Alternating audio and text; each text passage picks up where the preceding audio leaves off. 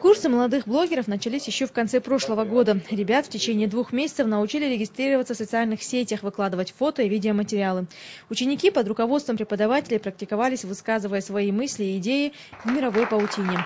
Поначалу в группе было около 30 человек, но до финиша дошли всего 6.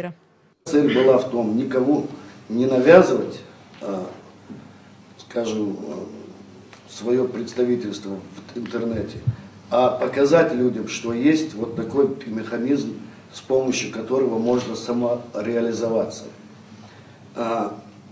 Кто-то узнал, что такие сети и существуют, кто-то для себя освоил чисто в практических целях навыки и работы в интернете, а кто-то, скажем, принял эти социальные сети полностью и безоговорочно. Сертификаты о прохождении курсов и подарки получили те, кто действительно нашел себя в этом деле.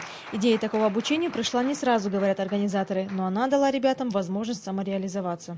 Если использовать аналогии с каким-то там, допустим, рубанком можно рубить, пилить, строгать, еще что-то делать, но правильно его использовать только строгать, чтобы. Вот мы попытались дать инструмент и рассказать, как правильно им пользоваться. Аж какой уже из-под рук наших блогеров выйдет предмет, стол, стул, произведение искусства, это была уже абсолютно их воля, их желание. Махмуд Шаипов – один из активных блогеров. С начала занятий на его блоге уже собралось более 100 материалов. Главные темы – спорт и молодежная политика региона. И сегодня на официальной церемонии Махмуд время зря не теряет. Новость о первом выпуске молодых блогеров 2012 он намерен выложить в интернет. Материалы я собираю разные мероприятия, футбольные игры, терек, потом мероприятия, которые проводит наш патриотический клуб «Рамзан». Вот сегодня мы провели мероприятие, нас награждали самых активных блогеров. Вот сейчас я как раз хочу эти фотографии скинуть. Интерес к блоговедению у Махмуда был давно, теперь же он уверенно занимается любимым делом.